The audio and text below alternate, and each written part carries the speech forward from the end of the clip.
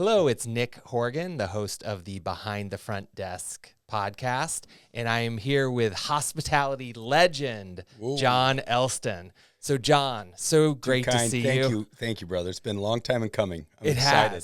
has. In fact, I was just thinking about that, and as we were chatting, I think we've known each other for 25 years, and I think you started getting my autograph, however it was on contracts, 25 years ago. I did love those sure John did. Elston autographs, did. and in fact, I think you spent several $1 million with those. That's probably true. That's So probably true. I like sports memorabilia, but those John Elston Right. signatures were worth quite a bit more. As long as they came out of your breast pocket on your blazer. See, now that's a funny story as far as that, but those are one of the secrets. Tricks of the trade that I won't be sharing here on that because, you know, I can't have those people coming after me. What we really want to spend some time on is you, John. And the fact is, I said legend, and I don't use that term lightly. You really are a legend in hospitality. And even though I know the story of how you got started in hospitality, I think our listeners would love to hear that. So let's hear that. Thank you. I Thanks, think legend comes with just about anything that you do for 40 years if you can keep doing it. So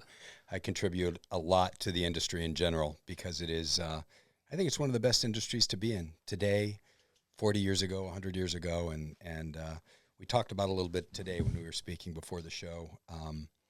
It is something that you can do from anywhere in the world, right? So you can choose where to live. You may not always make what you want to make, but you can live where you want. You can pretty much pick your hours depending on food service or front desk, which we're talking behind the front desk today. But no, that was it. And this is a business that offers opportunity. I mean, when I think back how I got started, I started as a bellman and took that job for the primary reason of making tips, and then realized I was good at hospitality and I enjoyed it, and someone was going to pay me for it. So in Japan, they'd call that your ikigai. Find something you can get paid for, find something you're good at, find something you can make a difference at. And it was hospitality. Before I knew it, 40 years later, I've probably worked in 25 hotels, most of the time general manager in most of those transitions. But yeah. And the hospitality industry really is lucky to have you. And I know you invest in yourself, but you also invest in the guests too. So when we think about that, now I know you're doing a lot of work with unreasonable hospitality. And I think it's something that you've always exhibited, though I know Will Guidera is now showing you how it really works at a high level. But a story you told this morning as you came out and spoke to our company is, I thought I knew all of the John Elston stories, but I didn't know that you not only invested in yourself, you invested in some irons and ironing boards and then stuck them in your Datsun. Wow. So let's hear a little bit about that, John. Today was the first day I told that story, besides talking to it with people that I'm partners with in a couple other projects. But the reality is I was doing unreasonable hospitality before I even knew I was doing it. And it was basically taking care of guests. Back in the day, hopefully some of your guests were members, but irons and boards didn't come with every room. You had to order them, and you were lucky if there were 3 or 4 in inventory. And I quickly learned that if there was demand and you could supply that demand, you were going to make some money. And so we had a very profitable hotel, but at the time the general manager wasn't interested in investing in more irons and boards. So I took about 3 days worth of tips, went to a place called FedMart, which is the equivalent of a Walmart, and I bought, 6 or 8 ironing boards and irons, parked them as far away as I could because it was a horseshoe-type hotel, 386 rooms, long walk, long run, but I kept them in the back of my car. So I got a little one-up on most of the bellmen for running out to my car and delivering irons and boards, and they only knew that we had so many when they had to collect them. So they would collect them, and there wasn't enough room in the bell closet to keep them, so I had to let my secret out. And before I knew it, I was the director of guest services. And I absolutely in charge of those love bellmen. that. And really what I love about that story, John, is it speaks to who you are, where you saw a problem and then you solved that problem. And I know that's something you've been doing really consistently in the industry and for the industry. So but I want to focus when we look at like behind the front desk and what happens, John Elston as a guest. So when you are traveling and staying, what is your best hotel experience you've ever had? I'd love to hear about that. Wow. Well, the best hotel experience for me is as little indifference as possible, right? So some people will say the best hotel experience is when I got upgraded to a suite, or I had a room overlooking the pool, or I got a complimentary breakfast. Those are all great, but for me, it literally is not having a buildup of indifference. And those can be things from being greeted when you walk in the door by an employee that's not standing behind a podium. I absolutely despise and my cringe when I go to a front desk and all I see is the top of the desk clerk's head because their head is down. Yeah. And if they're just up on a pivot and they're looking at you and making eye contact, that opens for more engagement and more opportunity to visit, to ask questions. But when their head is down, that's just one level of indifference. Am I not going to stay at that hotel because of it? Never. But if somebody doesn't talk to me when I come into the hotel, offer to take my bags, or has their head down, it's not often I need assistance to the room because I travel light, but sometimes when I need luggage and there's a bellman or a guest services attendant helping me, a little bit of indifference if they can't help get me ice or things like that. So it's just those small things. And that's what I learned in the hotel business. If you could eliminate those 4 or 5 indifferences that build up, you could go without power. You could have no air conditioning in the summer. But if you made friendly eye contact, you were attentive, you used the guest name, you're getting away with a lot more when the rubber met the road and you needed to really fix a problem. People were more accommodating. I absolutely Does that make love sense? That. It makes perfect sense, and it speaks to hospitality. It speaks to who you are. Speaking of who you are, you're also someone that gets into like places just because you're likable and that and like that. So I've seen some crazy things in my day, and we'll remember this is the PG-13 version, so we won't get too crazy as far as that. But we did go to a football game together. We sure and we had a great group of people. We had, sweet field passes that were really, John, just for before the game, not really during the game. That wasn't something that the NFL made available to us, but as we made our way back to the suite and I had a pretty big contract I was chasing down, I'm looking around and it was like a game of Where's Waldo, but it was Where is John Elston? Right. And John, you happen to be nowhere to be found, but I do remember you had like a really nice, I believe it was a Canon EOS 5, which at the time was like Sports Illustrated level. Sports exactly right, with the big lens. Yep. And then you had some of the craziest pictures I've ever seen. So that was my perspective of looking for John. But I'd love to hear, where were you, John? Well, that's during a great that time? question. I remember distinctly, it actually started as an accident, and I kind of got shuffled into an area as people were getting shuffled off the field. And I just, using a little bravado, I've never been short of. So I, acted like I was supposed to be there, and kind of got ushered unexpectedly to the 50-yard line during the national anthem. I don't know if you remember that, but Los Lonely Boys were playing the national anthem. Remember. It was the Green Bay Packers against the Dallas Cowboys, and a very famous quarterback for the Green Bay Packers. That was his last game. Yeah, Brett Favre. I remember Brett Favre's it well. last game in the stadium, so the atmosphere was high. There was no attention to me. I wasn't creating extra attention. Well, and that game, so I think we had done a trade out, so there was supposed to be a game that wasn't great, but then both teams were undefeated going into that. So you were there, you wound up in the 50-yard line, and then, as I did hear later, the only reason we got to see you for the second half is because you thought you had already been on one sideline, and then you thought it would be a good idea to try and cross the end zone and go to the other one, and they're like, excuse me, sir, who exactly are you? And you're like, well, I've got this pass. They're like, that's not for here. Oh, yeah, right. I was, and I should have stopped when I was shaking hands and taking selfies with Jerry Jones.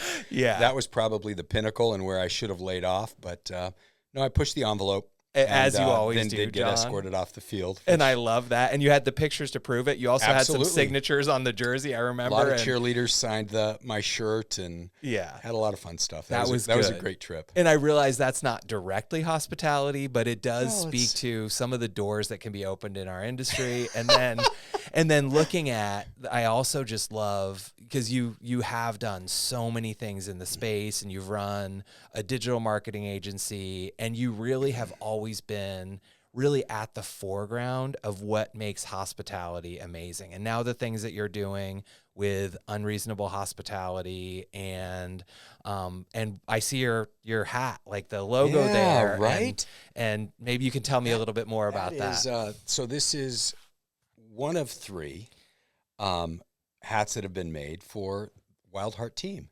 And I'm happy to debut it here. This is the first time I've worn the hat. So that's our logo. I don't know if you can see it from there, Nick, but it's... I can see it well. In fact, actually, we're here in the Kelly Cardenas studio recording. And if Kelly can hear us right now, the number 2 of 3 was there. And maybe Kelly's willing to slip out of the side and hand me that hat, because I'm willing to advertise for you, John. They're founder hats, buddy. They're founder hats. So oh, look at that. 2 of that 2, is 3 of 3. Wow. Thank you so much, Ask Kelly. and you shall receive. There you go, Nikki. That's and great. It is. And you now know you know the real story. Wow, all of a sudden you just turned into Phil Mickelson. I like you that, look and I just had like heard Phil that Mickelson. before. I'm guessing I don't play golf like him, but still. Embarrassingly enough, I had these hats made for my own head before I was knowing I was going to get to meet you guys. I have a very big dome, don't I? Is that big on you? No, I think it fits well, and I like that it's a flex, and I don't have to do any of the little buttons. No, I don't like the button back and all of that, so I wait longer and I pay a little bit more, but I get a good quality hat. That looks good on you. So now that I'm looking at it, that is the Wild Heart logo. Indiscreetly is a heart shaped in between a W, and then the freedom and discretion of the Wild Heart kind of flying free. So. And I'm not even going to charge my normal name, image, and likeness deal for representing the product hat. placement. Product placement, even better. I think the fact that we've been friends for 25, I'd say, actually, we've known each other for 25 years. I'd say we've been friends for 24 of those years. Yeah. That first year, John Elston, you played a little bit of a joke on me, and you may not even remember this, but I certainly do. So we had a contest where there was something on the line, a Porsche. You were waiting on I believe a $1.5 million agreement. Yes. And I will also admit, because I think the statute of limitations is worn out, we snuck out at lunch right before Christmas, had a couple beers, and I had missed a call from John Elston, which that was the time when you had to be where the call was coming in. And they're like, John Elston, and I was like, oh my God, he called. So I call you back, and you're like, Nikki, I'm sorry, I've got bad news. And I was like, oh, shit, that means it's not happening. I remember it well. And then you said, while you were out at lunch at the Taco Bell, we signed with someone else, and I was moving out of Dallas. That was straight from Jerry Maguire, 1997. Yeah. And that was... When you were down in the lobby, right? Yep. Yeah. And you were playing... But so that, and then I did realize, I will admit it was really funny playing with my emotions in that way. And that's also... we used to have to get a check, and you had the check in your hand and fax it over. So thank you. And I think it was Christmas or Christmas Eve. You had 4 days to go. And Nick is the most humble, and you can already see the generosity coming from Nick. He's so complimentary. But Nick probably could have won. And his prize, can I tell everybody what you got? Sure. So we closed the deal 4 days before the end of the year. And Nick received a Porsche as his gift from his company because it put him over the top. And it was so I was winning, I think at that time by $100,000, but someone else had a $200,000 deal that may or may not come in. So I take it seriously anyway, but those stakes were pretty high, and that was the motivational thing that was. To let you know the truth, 23 years later, you had it all along. you had me at hello. Oh, John, isn't that line from my favorite movie? Isn't that sweet? Yeah. But since I'm wearing the hat, I'd love to learn more about Wild Heart. And sure, the product, that's one thing, but to me, the part that really is interesting is the why. Because I think those that don't know you may not realize that you are living a pretty good life. You are the best-selling author of The Remote Revolution, and you truly live it. I believe you said you have not come back home, as we call it here in the States, in 8 years, is it, as you're writing the books, and now you have your place in Cabo, but there's something in you that still has more to give back to hospitality, and I think I'd just love to hear more about the why and the product. So many of the things you've mentioned sound bigger than they are. I'll be honest. You're so kind. I find myself as an optimist, and I find myself being very optimistic about ideas and staying relevant. And I will just say that I think a combination of resiliency and staying relevant is what's driven me. You're so kind not to mention my many failures. I love it. So I feel compelled that I need to tell you that, I was a producer of a gospel album. I sold 25 copies of that album. I bought a tour bus and for the band to tour. I had an ostrich farm. I didn't even know that part. But I so had a when Nextel distributorship. So yeah, and I love it because I like to only remember the positive, great things. But as you should, and the thing is, you can't. I don't look at those as failures. I really don't. Yeah, where that's the thank you. part that you took the shot, and I think that who you are and what you bring to the table, you wouldn't have been able to have the massive success that you've had without those failures. And I think that if you look at any of the massively successful people, you're going to find that those steps to success oftentimes are built on what you're calling failure. So like, even though I do think the ostrich farm, like maybe you just didn't give it enough time. Maybe you do go back to that and like it was it was out of my control. And they say you shouldn't start a business where you can't control most of the outcome. But I won't tell the story. I'll just tell you that the embargo got lifted in Africa, and once they could bring ostriches back to the U.S., my supply and demand. Because you had that market cornered. I had it cornered, brother. I had it cornered. We won't go political just on this because behind the front desk, we like to avoid that. But who did you vote for and why? No, not really. We will not be opening that. Wait, that box, it says Pandora on it on the front. What's in it? Do you pull it open? It changes all the time. It's got a back door that I can just put in whatever I want every day. I love that. But again, a little more. So with Wild Heart, just like a little bit more about it. So Wild Heart, I mean, it's in its infancy stages. I started it in December, although I have been thinking about it, and kind of that's what happens with me is I used to just shoot in the name. Sure. Shoot in the name, and I'm getting too old for that. So I kind of, my new strategy is I think about it, I write it down, I do some research, I go to bed, and if I wake up and I'm thinking about it, then I move to the next step and I start to do some due diligence. And if a week or two go by and I still think it's a good idea, then I start to do a little bit more work on it. And I'll tell you what really has me captivated. I believe that the children are our future. Oh, sorry, go ahead. I believe that AI is our future, and I'm going to take some criticism for that. I'm sure, but I'm mesmerized by it, and I got bit by that snake, and I've been chasing it for a year now. And I think that there are just so many opportunities for AI in hospitality, for any business for that matter. But, hospitality has always not been a rocket science. It's hot food hot, cold food cold, heads in beds, very basic stuff. But if you're not running good profit margins, if you're not productive, if you're not getting the best talent, if you're not buying great real estate, if you're not controlling your costs, you're not going to make money. And then, like what usually happens, the second or third owner of a hotel is the one to make the money when all of that's worked out. Where all the learning has taken place. Yeah, where all of that's, been sifted through. And I think AI has that for the hospitality business. Now, in my dipping my toe in there, I'm immediately finding these magnet pieces of business outside of hospitality. Your company has an example with great opportunity for AI, for lead prospecting, for productivity, for all those things I just mentioned, has opportunity.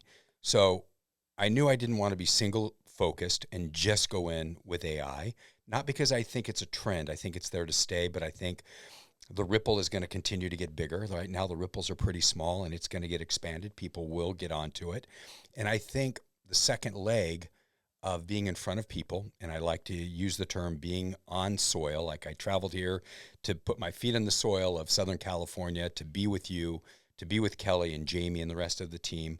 I probably could have talked you into doing something virtually, but I still think that human connection is, I agree with you, ultra important. So I said, okay, ultra important human connection. This is going to go full circle 3 or 4 or 5 years from now. People are going to want live events. They're going to want live speakers. They're going to want real contact. It can be driven by AI, but the bottom line is they're not going to want to see a hologram. They will have been there. The deep fakes will have, ruined lives and made millionaires, and it's going to come back around. It will repeat itself. So I said, okay, leg 2, I want to do what I really enjoy doing, and that's speaking, talking to the public, learning. And so the public speaking got tied in. And I've just been so excited to do that. I think since December, and that included taking a good, strong 30 days off just to get my head straight after leaving my last opportunity. I think I've been out on the road 8 or 9 times speaking, and I love it. It's just absolutely and you're great. so good at it. I mean, that's you're kind. you came and spoke to Amaze Insights earlier today, and the team, we all had lunch after, and everyone was just so energized about that's great. what you brought to the table and the concepts and unreasonable hospitality and what it really means. So we're obviously in the hospitality industry, but we think of the things that we can do to get closer to the customer. And you got us thinking. For saying that. I'll tell you, I'm a bit of a masochist because it's probably one of the most uncomfortable things that I do, even though I enjoy it. I think the people that I speak to enjoy it.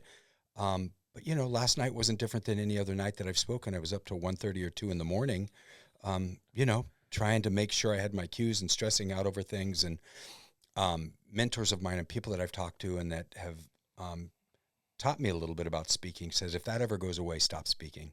Yeah. Because it happens to everybody. And, you know, that's the dopamine fix, right? So you're either in the death scroll of working a phone, which isn't going to get you anywhere, swiping left and right and looking at all the social, or you're going to find another dopamine hit. And I think for speaking for me, tied in with AI, and either speaking about AI or unreasonable hospitality, keeps that human element in it for me, because I think with AI, it would be so easy just to sit down and lock yourself in the office and do all of that fun stuff.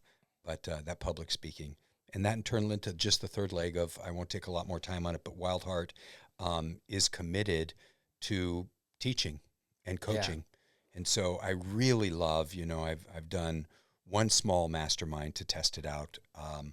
And it was just such a rewarding experience. I learned more than the 9 people that were in the class with me by being with them, and it was just phenomenal.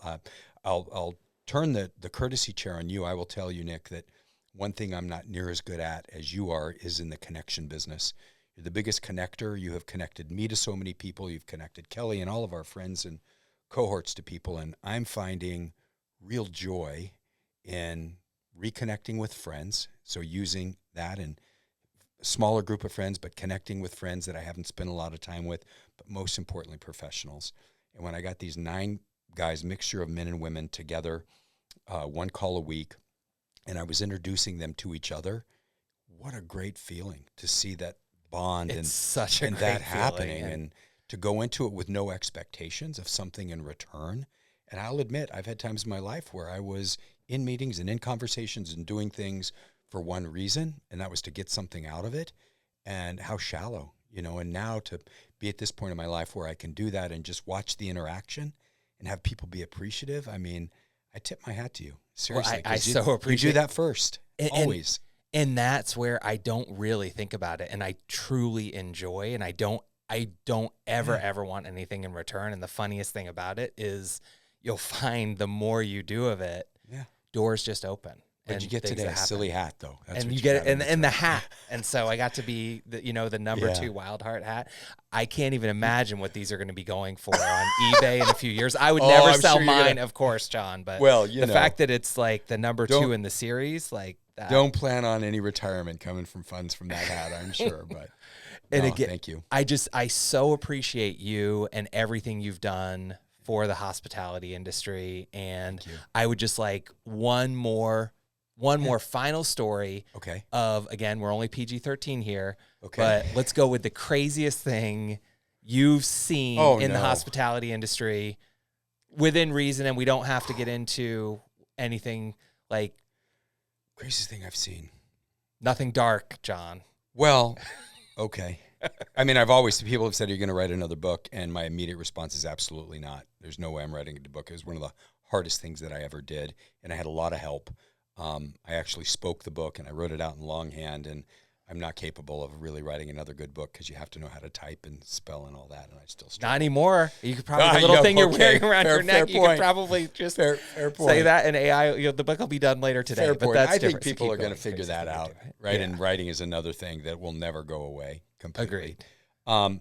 Nick, I'll tell you, so I led to the point, if I was going to write another book, it would be a collection and montage of 40 years of hotel stories, because I mean, I've had everything from the leader of the Hells Angels gang renting the presidential suite for cash and rebuilding his motorcycle in the room. Right? That's a very good story. So that has a long tail to it. I have working in Sacramento and being a general manager at the time the city's largest hotel. Sacramento is a place that politicians want to go. They have to go, right? And so I have met 4 presidents. I've made 3 trips to the White House. I've emulated the presidential prayer breakfast. I got to shake Bill Clinton's hand on his second day in office because I got a chance, being in the hotel business, to go and emulate the national prayer breakfast with some local senators and people from Sacramento. Moving around, there's always the star part of it. I've had a glass of water thrown in my face from an old comedian named Phyllis Diller because our hotel did not clip the tags off the back of her bath towels.